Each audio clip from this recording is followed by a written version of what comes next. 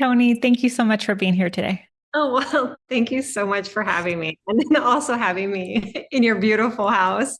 I really appreciate that. I mean, my stuff's all packed up right now. And so, yeah, I don't have as pretty of a setting as you do. So thank you so much for Uh, hosting. of course. Actually, I'm in my office and Toni is in our living room because she just sold her house. And so she's packing and moving. So we're excited. So, Toni, I like to start every interview by asking guests, as a kid, what did you want to be when you grew up? Well, the funny thing is, I wanted to be a doctor, but I think it's because I always wanted to be a professor.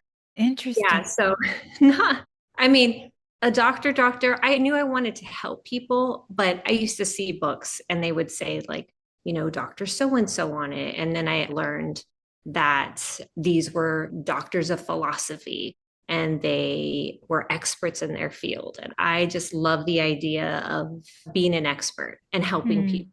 And I come from a family of educators. My aunts are teachers and cousins are teachers. And then also, I come from a family of people that love to help. They're service driven. So Hmm. I ended up one way or another in this space, influenced by my family. And then also, this is something that I wanted to do. Interestingly, before I defended my dissertation, I was going through some old boxes in storage and I found a vision board that I did in high school. And it said, Dr. Toni Oh Muñoz. my God. And it was like a couple days before I was set to defend. And so, That's beautiful. thank you. We did the dissertation defense online because this was all during COVID. And I put it in the background, and one of the professors was like, "What's that in the background?" And I'm like, believe it or not, this was my vision board since high school. Everything that I wanted to do and be and accomplish was on this vision board. And Wow. it really blew me away. Like the core of who we are, and we have these ideas of who we are and what we want to be since we're children. And And sometimes we just forget. oh, yeah, sometimes we just need to be reminded, or we need that little spark of that childlike energy in us again. That's beautiful. So tell us, Toni, was it a straight path to Dr. Toni Munoz, or was there some detours along the way? It was not a straight path. Nothing about me goes in a straight path. I am a meanderer and a Mm, wanderer, and I'm a very curious person. And mm, so I will take pauses and go in different directions. And mm, also, I'm a great pivoter. When the energy isn't going right with something, I feel it and I pray about it and I ask God to show me which direction I need to be going. And He always does. And sometimes there's scary new directions, but I will go down that path and then the energy starts flowing again. Like mm, everything starts going right. And I'm like, all right, God, I get it. That wasn't meant to be, or that wasn't for me at that moment, or mm. maybe I'll come back and revisit something. But when I submitted my bio to you, I'm like, this is going to sound like it's all over the place because it is. I think my journey for me begins when I left home. And I left home at 16 and I Mm, moved to New York and started modeling. And I really did that for a good 20 years mm, of my life. And I was very fortunate to have had such a long career, but it paid for school and it took me all over the world. And I met so many interesting people. And I was out of my comfort zone. I mm, was a dork in school and really shy. And so fashion just kind of brought me out of my shell and then also taught me how to harness creativity and collaborate with others. And it really taught me a lot. And I've met some of my greatest mentors and friends from that journey and time mm, in my life. And then education was always a constant for me. So I would work and travel for a semester and then go back to school for a semester and work and travel for a semester and go back to school for a semester. But I always think I did so well in school because I paid for it. And mm, when you have to work hard for what you're doing, you understand the value of what you're putting into everything and you want to see good results from all the mm. hard work that you're Yeah. doing. Well, let me pause you there and back up there, Toni. So How did you know you wanted to model? Like you said, you left at 16, which most 16-year-olds don't do. How did you know? How did you get the courage to go? So this woman saw me at the mall, and I was at the mall because I played sports and I'd hurt myself and I had knee surgery. I think it was like right after my surgery or maybe a doctor's visit or something. And my mom's like, let's go to the mall. And there was a woman there. And she's like, have you ever considered modeling? I was like, no. Like that's the last thing I had ever considered, especially where I'm from. I mean, this wasn't the time of social media and the internet and stuff. And so you see these magazines of these glamorous women, and I did not feel like I looked like that or I could even be that. So it wasn't something that ever crossed my mind. And of course, my mom got super excited about the thought of it. She's like, yes, she has. She's about to. What happened? What are you talking She was about? born to be a model. Yes, exactly. I'm like, my pants pulled up to here, like perm tear. Yeah, not at all something I was thinking about. I think I had sun in my hair too. And this woman's like, there's a contest that's going on. They're looking for the Hispanic model of the year, and I'd love you to enter it. And I was like, okay, yeah, whatever. And I just took her information. My mom bugged me about it. Oh, you should try it. And why not? You can't play sports right now. And who knows? I mean, maybe God has something else in store for you. And Mm. my mom's a dreamer. Mm. And so I guess there's just this little part of me like, why not? It's going to happen to somebody. Why can't it happen to me? Kind of thing. So you were a And dreamer too, yeah, I mean, a little bit of part of me was scared to dream because what if it doesn't work out? And of how course. embarrassing would it be if I failed? But then I thought, how embarrassing would it be if I didn't try this Mm. opportunity? I'd be more embarrassed to Mm. have not tried something that was given to me to do. And then I think now I'm like, what if I didn't? What would have happened? Yeah, I really don't know. In some ways, I think I'd be in the same place, and in some ways, I don't think I'd be here at all. So, Mm. yeah, it's interesting. So you went to the, I guess, competition or Yes, program. somebody from the agency had seen me, and this agency was helping to put on this contest. And she's like, look, we want to help you win because I won the local contest. But then I had to go on and face all 50 states, and Puerto Rico was also in the competition. And she's like, we really want to see you win. So we're going to really work with you and teach you how to walk and get your hair looking right, and teach you how to put your makeup on because I was a tomboy and I played sports, and my parents didn't let me wear makeup, and I was not as put together. Thankfully, it's not like now I feel like the younger generation has it all figured out. Oh I'm my like, God, I was yes. not that cool when I was that age for sure. So they really worked with me a lot, and I won that national contest. And You did. You won the that, whole thing. yeah, I won the whole thing, which I don't know. It's such a surprise. I think there's this part of me, and I don't know if it's like culturally speaking, but I always felt like I was fooling everybody. Like it Mm. was an accident that I won that. But then I was like, well, I don't care if it was an accident. It's an opportunity and I'm going to run with it. But I always felt like I'm fooling everybody. I really don't deserve Mm. to be here. I really shouldn't be here. I knew it was an opportunity, and my parents reminded me like nobody in this family has had this kind of opportunity, Mm. and you make the most of it and basically don't come back. I mean, you can come back, you can come back, but try not to. And so many of my friends that I grew up with, they wanted to go off and try things, and Mm. hard.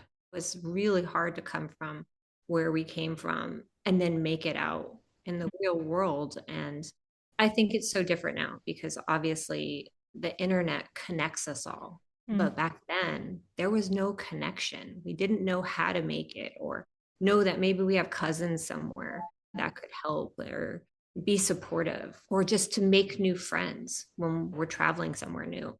I didn't have that. So it was just like, it was scary jumping into this whole new world, and especially New York City. So I you won the competition, Mhm. and then how did you go from winning to moving to New York? Luckily, with my school, they let me graduate early. But there was an opportunity in New York that you were going for, or you were Yes. just going to New York and No, hoping that you. so there was like a contract, and that was all part of, Oh, of the competition. Oh, yes, of winning. Oh, yes. cool. And then it was like photo shoots and stuff that was associated with the contest. Gotcha. Yes, Gotcha. yes. And it required you moving. No, they really didn't. They didn't have enough years of experience with this competition. And I think the majority of the winners before had happened to be from Puerto Rico. So they didn't end up coming here and fulfilling a lot of the things of the competition, like going to New York or doing that kind of stuff. And so a lot of it was trying to navigate on my own. Like Hmm. some things were promised, but not really fulfilled. But I thought, I'm here, I'm making friends, I'm working, and I'm going to keep at this. I'm going to figure this Hmm. thing out. This is all new for me, but I'm going to figure it out. And the interesting thing about modeling, I know it's changed a lot recently because social media and Instagram and types of models or influencers and people have changed the industry a lot. Sure. But at the time, it was a bunch of misfits. So it's just like a bunch of us guys and girls that quite didn't belong. And we were like quirky and interesting. And the best way to describe it was just like a bunch of misfits and Hmm. from all different cultures and from all over the world living in these tiny model apartments. And you really kind of figure out who you are at a very young age because you have to. Or and it's not just who you are, but who do you want to be? How do you want Hmm. to project yourself? What that industry did for me during that time. And things would be so different. Like now, I think about it sometimes because sometimes they'll ask me if I'm interested in having my girls do it. And I'm like, no, I'm not interested in having my kids do this. I think it would be very different now. It was a way for me to move and have an opportunity that Hmm. I wouldn't have had otherwise. Hmm. But I think I'd want more and Hmm. different for my girl. Hmm. So, do you still enjoyed it? Well, so after that competition, you found you enjoyed it and you found meaning and learned about yourself through all Yeah. that process. You said you did this for like 20 years, right? Yeah. Tell us a little more about that journey and then the pivot away from that. I think it was a means to an end. Mm. It was a great way to make a lot of money for a Mm. young person and just kind of had mentors in the industry and saw Mhm. how they did it. And I would go to coffee with them or lunch or whatever, Mm. pick their brain or backstage if some of them were still working and really ask them how they did it and how they Mm. were successful at it. I actually keep in touch with quite a few of them and a lot of my old agents and everything. But I just sent a message to the other day because she was commenting on the book. And I just told her it means a lot to me coming from one of my heroes. She modeled for decades and then she had a really successful production company and put on fashion shows all over the world. Bob Mackie was one of her clients that she used to do the runway for Bob Mackie. And then she started producing fashion shows for Bob Mackie. And she actually invited me to do Fashion Week in New York one time to walk for Bob Mackie. And she's just a phenomenal person and an amazing mentor and amazing model slash producer slash business owner, just a powerhouse woman. Her name's Jan Strimple. And I think just having people like that in my life and taking the time and them taking the time to just kind of steer me in the right direction and asking questions and not being afraid to ask the dumb questions, because I think Mm. sometimes we're afraid, like, oh, they're going to think we're silly if I ask this, but just kind of putting yourself out there and saying, what do I need to do? Where do Mm. I need to go next? I Mm. knew I could make it work in New York, and I didn't love New York. It was too big of a city for me. I grew up on Mm. a farm, growing up in such a rural area and being thrust into one of the biggest cities in the world. And it was not very safe at the time that I was out there. And it was scary. I was like, I don't really want to stay here. But I knew I was going to have to go to all of like the big cities if I wanted to have a career in modeling. I Mm. would have to go to like Paris and Milan and LA and Madrid and just work the circuit And all these different countries, they have their own fashion weeks and they have their own fashion. And so I'm like, I really used it as an opportunity to see the world. I lived almost everywhere you can possibly think of and just really enjoyed the fashion scene, made money, put my money aside so I could start investing in properties, just kind of really used it as an opportunity. I knew it wasn't going to last forever, but I was going to use it to just connect with interesting people, pay for school, pay for real estate. And then I collected art and stuff along the way. So I'd find beautiful pieces of art from all over the world and then ship it back and put it in storage. And I'm like, one day I will have a house and one day this will go my house. And it's funny to see all of the artwork that I collected since I was a teenager and in my 20s and Mm, stuff. And to see how much they still mean to me and mm, inspire me, these pieces of art. There's something sweet and magical and childlike. And to see my kids like the art as well. And everything's coming full circle. mm. Well, tell us, when did you decide to leave modeling and then pursue Dr. Toni Muñoz and making that dream a reality?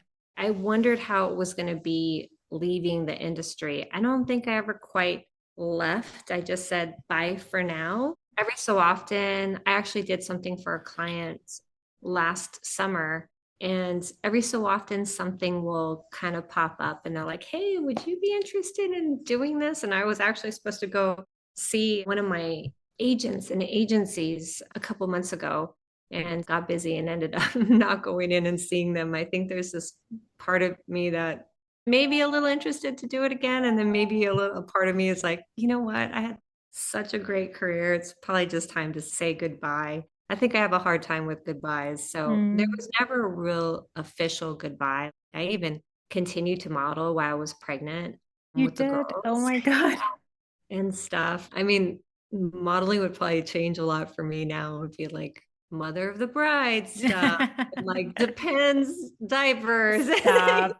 But I'm not joking. I'm serious, but that's just kind of how it works. I was like a teenager and I was doing bras and underwear. Probably shouldn't have been in bra and underwear as a teenager. This is why I don't want my kids to be doing this. That's just kind of how the industry works. Like, Yeah. there's different chapters and stages of it. And I don't know. It's good money and it's fun. There's some dark sides of the industry too. I think that's kind of what prevents me from going back in. It's changed a lot where I don't feel like it's as dark as it used to be, but the whole Me Too movement didn't come out of nowhere. Stuff was happening to actresses and models, and you had to just be very careful, Mm, very smart, watch yourself, and really kind of stick to the right people. Have the right people behind you and with you at all times, friends, everybody just kind of looking out for each other. mm. And that's the side that I don't really want my girls to see. Sure. I hear you. Well, how did you know you wanted to go back to school? Well, I never stopped going to school. So Mm. I'd be backstage and I'd be studying, and I always got actually teased for it because they're like, "You're always with books. How can you study and hear all this noise?" But you kind of just become immune to it. That's your world. But I'm like, okay, I'm going to just sit backstage and rot. What can you do all day but like gossip and play with each other's makeup and talk about who's dating who and what's going on? And there's only so much of that. That's, it's not productive. Well, that's what's, I think, impressive about you, Tony, is that you did continue. You could have said, I'm going to go after this modeling career as long Yeah. as I can, but you chose to continue to get your education. What was the thought process behind it? Was that that dream of being a doctor, or like, what was I it think that kept you I going? that had always been a dream and then a fear of mine too, because what if I didn't accomplish that? What if I set out and went all of this time and it didn't work out for me? I had hoped it would, but in the back of my mind, I think it's kind of what drives me is fear of failure. And so I don't want to stop. And sometimes I keep a lot close to myself because I feel like if I talk about it and put it out there, then I better accomplish it Mm, because it's really going to be out there and then I can't come back from it. And what if people ask, like, well, whatever happened to that? mm. I don't want to be like, well, I gave up. I didn't believe Mm, in myself. But I think that drive has always been within. So I saw my eye on the prize. I think it was just balancing these two sides of self. I loved the fashion industry, but I also knew it wasn't real. I also knew it was marketing. Um, mm, and it's funny because I'll have some of my friends tell me stuff like, gosh, I can't be on social media. It just depresses me. And I'm like, why? And they're like, well, I see everybody's lives and, they're going on vacation. And then I just feel inadequate. But they're putting the best version of themselves out there, mhm, but they're really doing it. And I'm like, yeah, but you also don't see what else is going on. mhm, I'm like, that's how we all are. This is a marketing tool. It's a way to connect, but I also think it's a marketing tool. I don't think we put ourselves just waking up or, hey, look at what it's extra skin I found on myself. Like, we're not showing everything that's going on. And so I think the fashion industry really showed me that it's marketing. You're showing people what they could have, or if they bought mm, this one outfit, or if they look like this, they could do this. But we were being airbrushed and we were on diets and we were having clothes fit us perfectly. I mm, mean, we were showing something that was an image of what people wanted when we weren't even that ourselves. We mm, were kids that were barely making it and living in apartments and bunk beds. And like that wasn't our real life that we're portraying. And maybe not growing up with social media either. It doesn't affect me like that. I totally see it as marketing, a way to put yourself out there and connect with other people and show people the things that you want to show them. I mean, you can show realness and all of that with one-on-one time with friends. And maybe if something calls for it, but I don't think mm, you have to do that on a daily basis. So I think I had that going on for myself with the fashion industry, making money, putting my money aside, using that money to pay for school, and knowing at one point it's going to quit me or I quit it. mm, mm, And I would just see some of my friends and the industry just quit them. All of a sudden, mm, they just stopped working, not because they wanted to stop working, but the industry mm, replaced them. And I think I always knew I'm like, I'll be replaced one day. mm, So I need to do everything that I can to keep on track with this because all my friends over here that the industry quit them, they had nothing going on for themselves. mm, They didn't have their degrees.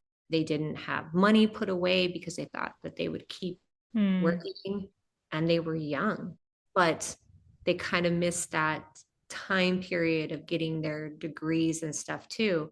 And they had been making such great money. They didn't want to go and work for minimum wage. mm, They didn't want to go and pay for school. So it was this catch 22 for them. And I'm like, I don't want to be in that catch 22. mm, So I can have both going on for me at the same time. Maybe I'm not going to finish school in a short amount of time. Maybe it's going to take me a little bit longer because I am doing this and I am paying for things and I'm still enjoying this career, mm, but at least I'll have something for myself mm. over here too. Yeah, it sounds like there's a value of security or something there for you around or thinking ahead or a backup plan. And not a backup, but like you didn't just go for the obvious thing of I'm just going to do this modeling thing until it runs out. Like you were thoughtful. I think too, something that had happened at some point is I kind of realized that people want to put you in or push you in one direction. Mm, And, when people are like, okay, so you teach, you write books, you flip houses, you do all of this stuff. Because this was pretty early on, and you model and you do all this stuff. How do you do that all? Or how are you going to do that well if you do so many things? There was mm. always this kind of like negative connotation Or judgment. about, yeah, doing so many things at the same time. But I think for me, all of those things came together. Mm, Like my book, I couldn't have collaborated with all those different artists if I didn't know how to collaborate mm, with different people and to bring in all of these different aspects, artistic aspects simultaneously. Mm. And so I think thinking out of the box, doing the things that I'm passionate about at the same time serves me. And I think Mm. it serves most women, but we feel guilty about it. Like, Mm. because, oh, we should only be focusing on one thing. Why? Mm. Yeah, that's interesting that you mentioned that. I think that that's great that you're highlighting that because I remember when I met you, so our daughters go to school together. They're in kindergarten together. And I remember meeting you. And then I think maybe later on in the year when I got to know you a little more, you might have mentioned flipping houses. So you were a director at the University of Texas at Dallas.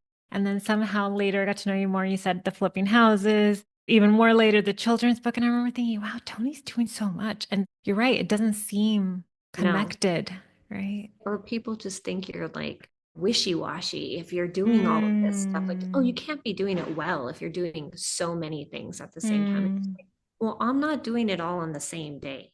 I think one of the best pieces of advice that someone gave me, I'm not doing it all the same day, so slow your roll, okay? Like I've got it figured out. I have a schedule of when I can do what. But I think the best piece of advice someone gave me, she was general counsel at a really big company. And I was pregnant with Darlington. And I had asked her, I'm like, how do you do it all? Mm, Because here she's running this huge company, but I always see her volunteering.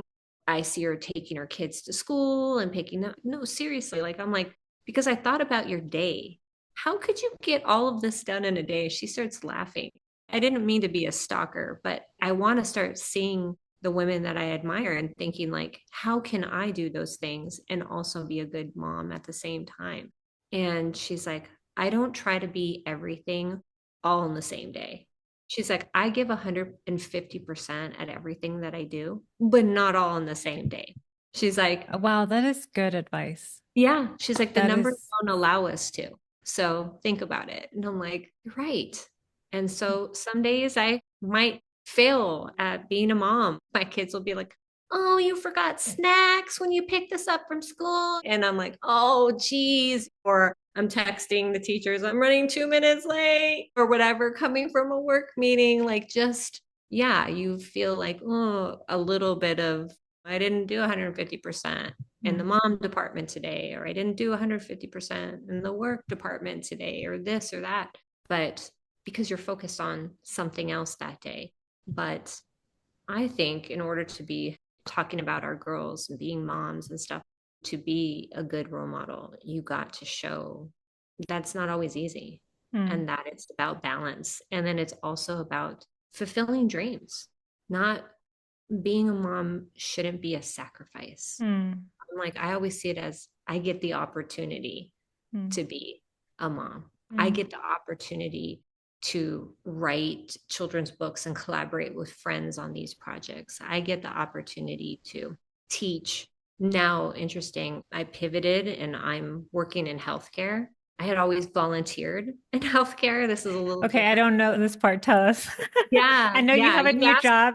I know you have a new role, but I hadn't had a chance to talk to you about it. So, Yeah, one of your questions was like, what happens when you're unhappy with your career? And I was like, oh, funny you ask, because I'll tell you, I got to a point with my institution where my needs weren't going to be met.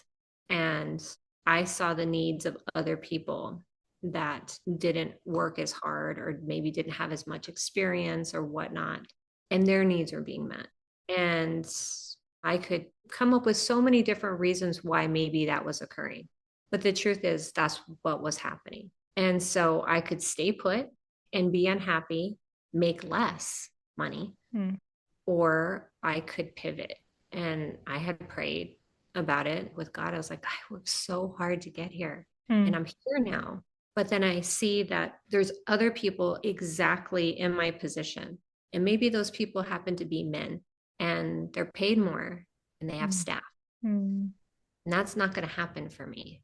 mm, And so I can either stay here and be resentful and upset. I proved myself for the amount of time that I was given. And it didn't matter that I proved myself. mm. It was still going to be that outcome. Sure. Or I could pivot. Mm, And I was scared to do it. And there's a part of you too, especially when you work so hard and you've mm. got your Yes. degrees to do something to get to this place. And there's this part of me that's like, I'm going to have to eat a lot of humble pie here because I'm going to be getting out of something that I work so hard to do, but I'm Mm, unhappy and I'm not being adequately paid. So I can stay here and suck it up, but I'll know the truth. mm, And I think I'm worth more than that. I just think that I am. And it was a little scary to get out and to take on a new challenge, learning new things, kind of mm, in a sense, starting over again. But the minute I did it, everything started falling into place. mm, And I am in a much, much better place. I'm paid more, way more, and I have the opportunity to advance and make more as mm, well, continue mm, to make more. And it also gives me the freedom to be the kind of mom I want to be, which is being able to take my kids to school and pick them up and take them mm, to their activities and talk to them and be a part of their lives. And it also gives me the time to do what I want to do as well with being an independent researcher and scholar. I don't have to stop being passionate about the border. I don't have mm, to stop writing books. I don't have to stop doing this stuff. mm. It gives me more freedom that I don't have to worry about the institution that I'm with caring about the different Sure, things I write about sure, for putting sure. myself out there, especially in this political climate right now, where I think everything was being watched and weighed. I saw a lot of my colleagues lose their jobs. I Mm, saw colleagues of mine arrested for protesting, and they did not get the support mm. that they deserve to have from their institution. You're pivoting. Yeah, pivoting. Well, I'm gonna I am so excited for listeners to listen to your story because this happened for me too, where I had worked so hard to be in accounting, to do this job that I thought I was going to do forever. And I had studied for the CPA exam and passed all parts, but not within the 18 months. I can't give up. And I remember talking to my mother-in-law, telling her, I feel like I have a knife to my throat. And she said, that is not how you should feel. no. It wasn't because anyone was doing that. I was doing that to myself. And I chose Yeah, to pivot, and I'm so much more aligned and happy. And I have the flexibility. So we're not stuck. We yeah, can choose. We don't have to think that because we spend so much time that it's a waste of time. And yet, I like the Steve Jobs quote that says that when we look back, we can connect all the dots. And so, even though you're not going to be maybe doing the job that you thought you would be, you looking back, you're going to be able to connect the dots. it's funny. You're exactly right. And that's something that I always got to see throughout my life. Like, why was I in the fashion industry? Why Mm, did I have this love for the border? Like, wanting to pursue being a scholar in that. Why do I flip houses? Why do I do all of these things? And they're all connected. mm, It's all of the people I know from these different areas, they're still with me and we mm, do everything together. But for me, it's a feeling. And it's like, you're like, I feel like I have a knife to my throat. Yeah, I was feeling all those things too. And I'm like, do I want to feel like this? I mm, worked so hard my whole life. I always came back to academia, always came back. Is this how I want to feel? mm, I'm here now. This is not how I want to feel. And also knowing, and this is the hardest, I think, part is like knowing what you deserve. I've always been a person that I'll take less. I have to hire people to be the big guns for me because, especially like real estate investment and stuff, because I'm always like, oh, we'll give them more or sell mm, it to them cheaper. I always want to help. I have to bring on like real estate attorneys and stuff that can be the big guns for me. mm, That can go in and be the powerhouse because I will just sell myself cheaper. I'm that way, but I also know that that's an area that I need improvement. mm, And so you bring on the people. I have a board of friends that I come to all mm, the time with things like, what do you think about this? These are the people mhm, I value. These are the mhm, people that will set me straight. Even if it's mm, stuff I don't want to hear, they're going to mm, hold me accountable. mhm. They're going to be like, no, I think you're overshooting it a little bit. You should be making. Keep you I mean, humble. yes. I mean, they'll be honest with me. And I came to all of them and I'm like deeply unhappy. this is what's going on. This is what they want to pay me. They're like, go. Mm. I'm like, really? I fought so hard to get here. They're like, go, because Mm. you're not going to rise here. Mm. And they don't believe in you. Mm. And no matter what you do, you're not going to convince them of that. Mm. Yeah, it's like you're swimming against the current. And it's just kind of like, why? And that's why I said, I'm like, I believe in energy and pivot. Like pivot till you find new energy, right? Mm. Because once that negative energy hits you, it starts coming, Mm. all of it, all at the same time. And so the minute I start getting weighed down by a few things at the same time, like all areas of life, all things start coming down because I think God's saying, like, this is not it. Pay Mm. attention. That Mhm. feeling of the knife to the throat, there's going to be a lot more of that if you don't get out of here. Yes. Oprah talks about the whispers and how then it gets louder and louder until you really stop and listen. Yeah. I'm like, how much pain do you want to feel? I mean, like, Before you yeah, make a change. but that's exactly right. And I'm a little stubborn. Sometimes it takes me a little while, but I'm like, okay, Time. God, if I Mm. ask, like, am I supposed to be here? Show me the direction. Like, give me a sign. And then I get the sign and I'm like, well, I need a bigger sign because I'm not sure. I don't know if I believe that sign.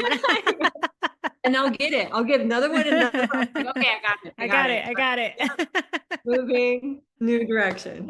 Well, tell us about your book. We haven't touched on the book yet. So tell us about how the book came Yes. to be.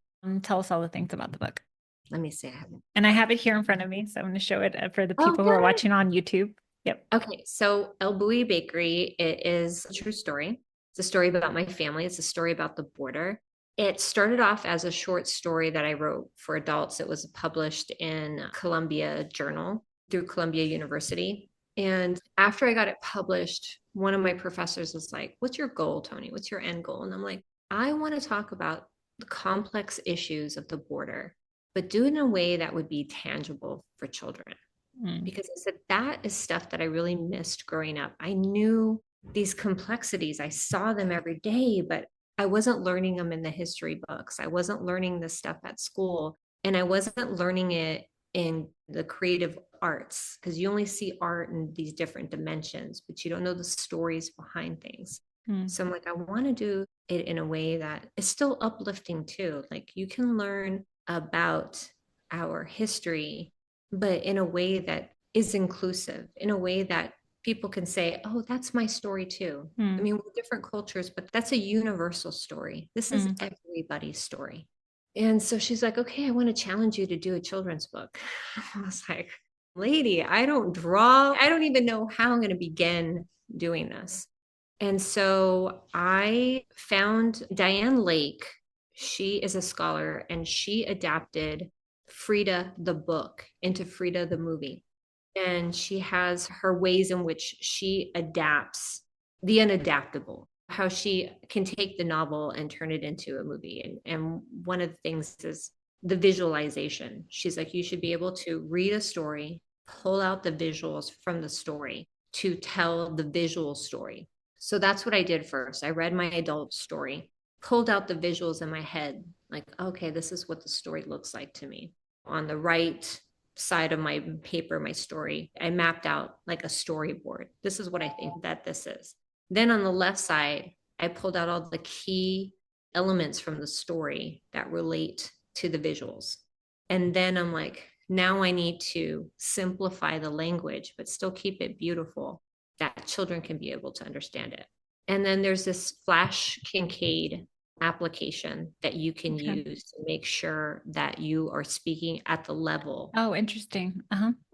And so I knew, I'm like, what is the age range that's going to really target? What age audience do I want that's going Mm-hmm. to understand this kind of story? Mm-hmm. And I thought for me, the age that I was at was around 9 years old, 9 or 10, when I started to really understand culture Mm. and identity, and that there could be two things going on simultaneously. Mm. And so I'm like, I think that it needs to be like 9 to 11 years old, grade 3 to grade 5. And so I tried to write the language so that it would fit that age Mm. range. And then I applied I worked with an editor on this. I applied the Flash Kincaid on it and made sure that we stayed at that age level. Mm. Then trying to find an illustrator to work with me, I didn't have an agent at the time. And so I didn't realize if you didn't have an agent, you can't find an illustrator. No Mm. one wants to work with you if you're a nobody. Mm. And so I reached out to all these illustrators that I admired. I had researched them and they're like, yeah, sorry, but you're not important enough. So I can't work with you. And so I was telling this to one of my friends who's a painter. And I'm like, I want an illustrator to kind of do what you're doing. She's like, why don't I try to do that for you? And I'm like, really? But you paint. She's like, well, I'll paint these big canvases and we will photograph them so that they can be images that you can use and then you can manipulate them with graphics. So it was just kind of this process that kind of developed. So my girlfriend Susie painted all of the artwork. I did the storyboards when I'm horrible at drawing, but I drew out all the storyboards and then I used real photos of my family and documents and stuff that I wanted included in the book. And then Susie painted everything. And then my friend Simon took the photographs. And then Taylor was a graphic artist that I used. He helped layer the process. And then my friend Melissa, another graphic artist, helped do the text and everything on top of it. And then TCU saw me at a conference speaking about this technique using autoethnography as the methodology for working on this children's book. And they asked if I would be interested in them publishing it. And I'm like, are you kidding me? An You're academic, like, yes. like, done. And they were the finishing touches for everything. The whole TCU team has been And amazing. TCU is Texas Christian University for those that Yes. aren't local. It's a local university, really respected in the area. Yes, great publishers to work with. They're all academics and stuff, so they give you feedback and really just kind of point you in the right direction. So my babies, it's been a few years, but I'm like, my baby's finally here and ready. And I don't know, it feels so good to be done. And then my friends, Sergio Troncoso, very famous Chicano author, he did the blurb for the book. I mean, just that alone, I like died and gone to heaven. Like, this is a dream come true. And this Mm. is another dream that I've had since I was a kid. Rodolfo Anaya was my hero. Bless Me Ultima was my favorite book growing up. And to have these Chicano heroes of mine, one of my works was published and won an award with Anaya's publication. Sergio is from the valley and down from where I'm from. And I mean, he teaches at Yale. He's just a hero of mine. And to have him on my book and to endorse the book like that, just Denise Chavez, another hero, like just all these people from the area, from the culture that want to write about the culture and they're doing it. And to just now have my book out there, I don't know, just A it's dream. everything. One of the things I admire about you, Toni, is how proud you are of your culture. Thank you. It's Thank you. inspiring. Thank you. I don't know. It's funny. Being from the border, we didn't know any differently. And like I explained, we didn't have the internet. That was our life. We were the majority. Hmm. So we didn't know, or I didn't know everywhere else. I was the minority. I Mm. didn't know differently until I left the border, how the border was seen. I would always be like, no, no, no, you're so wrong. I mean, that's not what happened. Or, no, we're a proud people. We're a lovely people. We're family oriented. Like, it was always this trying to share Mm. or And educate. justify and Mm. educate. And I just saw so many people too that left the area and kind of left the culture too behind. Mm. Maybe I'm really not sure why. I think it was easier. But yeah, I'm like, that's my family. That's my heritage. My family started our town. We have land grants. The next book that's coming out, it's about the indigenous side of my family. So it goes through Mm. that whole story. The indigenous side of my family is in the process of re-acknowledgement and reclamation Mm. within the Apache tribe. Mm. So that's a beautiful story as well. I think we are an amalgamation of Mm. experiences and cultures, and our border identity is it's rich with Mm, history, and I love sharing it. It's not all beauty, it's grit too. But mm, I think anything worth being proud of, it doesn't come easy. mm, And I think that's how the border people are. mm. You know, it doesn't come easy for us, but man, try to stop us. We've got, we never give up. We Mm, find a way. Don't tell me no. I always mm, tell people that. I'm like, don't tell me no. Tell mm, me how, mm. because I don't take no for an answer. Toni, thank you for being here. Where can people find your book? And where Um, can people follow along? it's available anywhere where books are sold. So Amazon, Target, Barnes and Noble, Walmart, TCU Press. So anywhere, just Google Bowie Bakery. You can also go on my website. I'm not selling it on my website, but it'll take you to different links and Sure. stuff. So that's tonivivamunoz.com. You can follow me on Instagram. I think that's also Toni Viva Muñoz. I make it very easy. I just do everything. Or Facebook or whatever. Yeah. That's it. That's all I'm on. Yeah. No TikTok, no X, formerly Twitter, whatever. Thank you for being here. Thank you so much for having me.